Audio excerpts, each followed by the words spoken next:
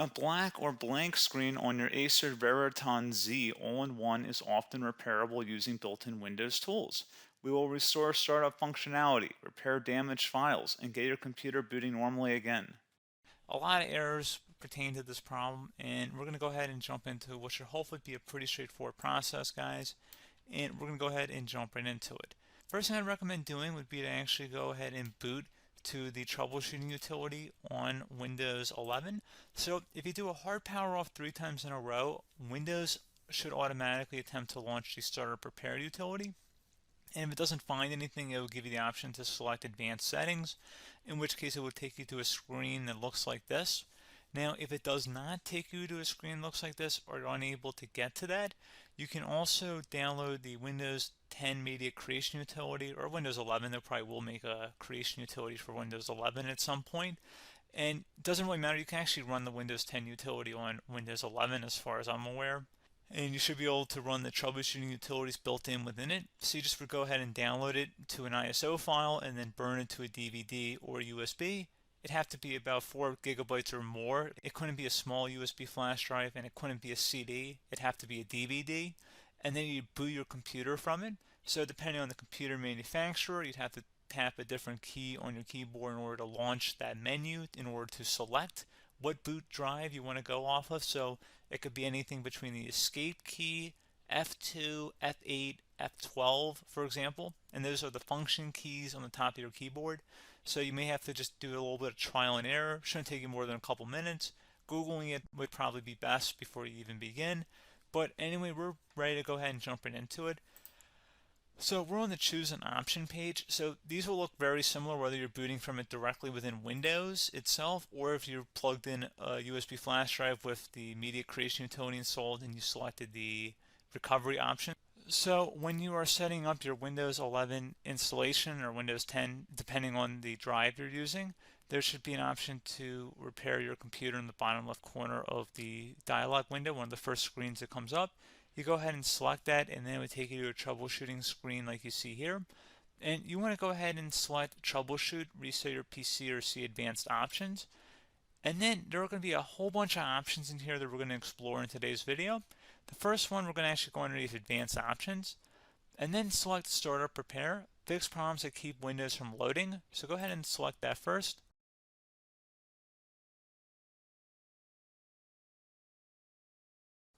Okay, so you can see it could now repair our PC.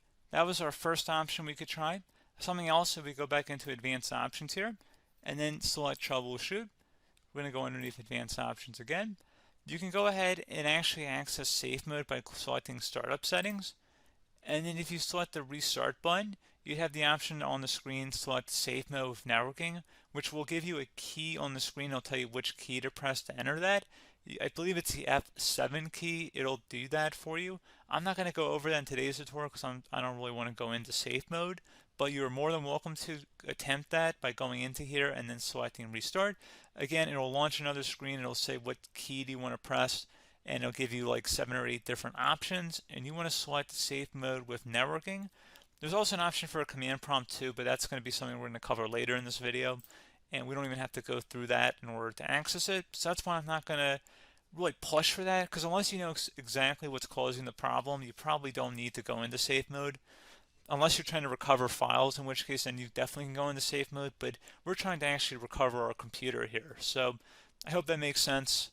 Something else we can also try here as well would be to uninstall updates, remove recently installed quality or feature updates from Windows. So if you go ahead and select that, you can uninstall the latest quality updates, which generally is the more day-to-day updates. Feature updates are the less regularly released ones, like the big ones. I would equate it to service packs in like Windows 7 and Windows Vista and Windows XP. So larger updates that occur once or twice a year at most. And the quality updates are more just a regular update. So probably obviously depend, it'll take longer if you're going to try and uninstall the latest feature update versus quality update. And maybe you don't need to go back that far. So just giving you guys a couple of pointers with that. Something else you can also look at here, and we're going to jump into the command prompt in a little bit, but you can select System Restore, which will use a restore point recorded on your PC to restore Windows. And this is something I would highly recommend here, guys. So select Next. Assuming you have a restore point saved on your computer, you go ahead and select the most recently created one, and you'll select next, and then you'll select the drive. You shouldn't actually have to select the drive. You can scan for affected programs, but we're going to keep it all default here, and then we're going to select finish. So once started, system restore cannot be interrupted. Do you want to continue? I think we're going to select yes. I don't think we have anything better to do on our computer right now, so just give it a moment here to initialize. It will take a couple minutes to run, obviously depending on how large your hard drive is and how much is saved on the system restore point. So just give it a couple minutes here.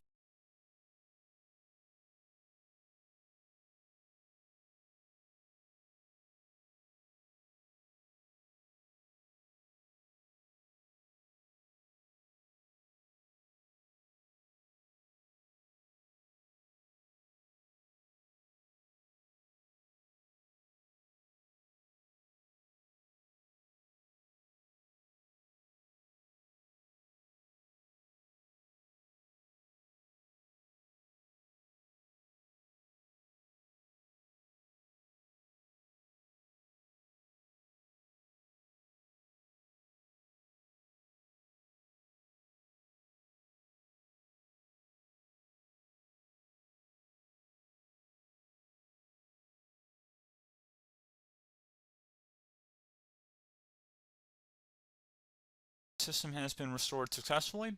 We're going to go over a couple different methods in addition to that if that did not work. So I'm just going to pause the video and we're going to start back on the recovery screen that we started with. Okay, so a couple other things we can try here too. If you go back into troubleshoot, you can select reset your PC, while you choose to keep or remove your personal files and then reinstalls Windows.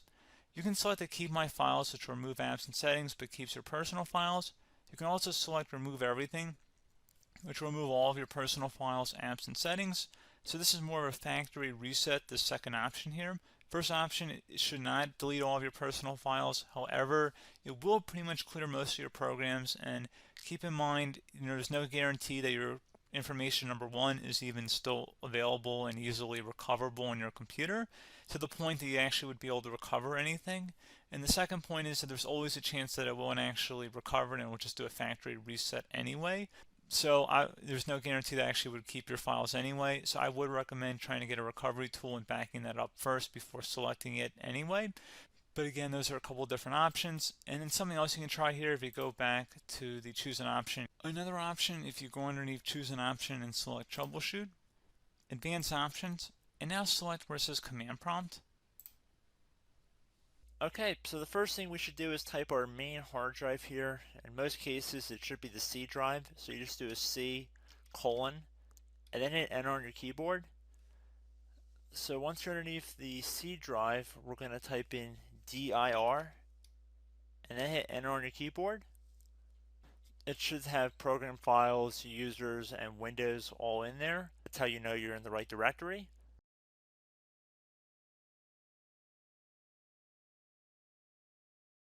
In some cases, it might be the D drive as well, so just keep that in mind.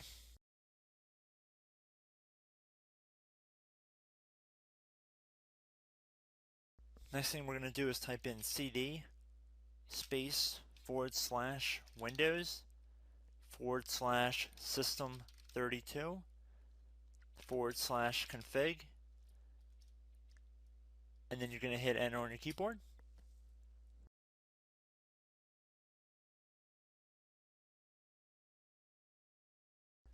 So now you're going to type md space backup. If you've seen other tutorials, it might also say to put down md backup. That's because the backup name is pretty common when you want to back something up. So you can name this whatever you want, doesn't have to be backup. So if you've already made a backup folder in the past, you could do backup 1, for example.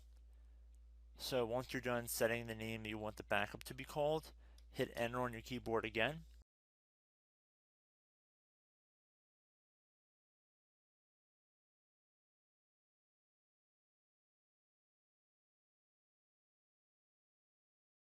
At this point, you want to type copy, C-O-P-Y, space. Then you want to do the star symbol above the 8 key. Then do a period or a dot, whatever you want to call it. Then another star sign, and then another space, and then type backup. and then hit enter on your keyboard.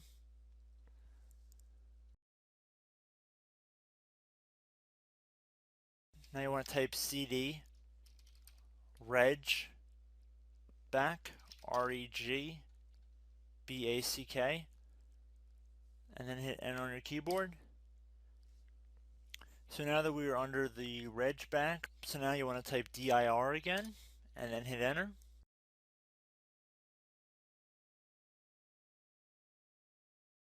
So now at this point we're going to type copy again. So copy space $sign dot, another $sign, space, and then 2 dots. So we're going to type copy space $sign dot sign $sign dot dot, and then hit enter on your keyboard again. So for overwrite, you want to overwrite all. So type A on your keyboard, so capital A, and then hit enter on your keyboard.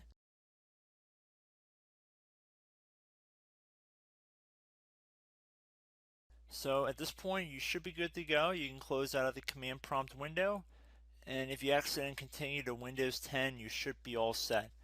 So I hope one of these 3 or 4 different methods we went through in this tutorial helped you guys out.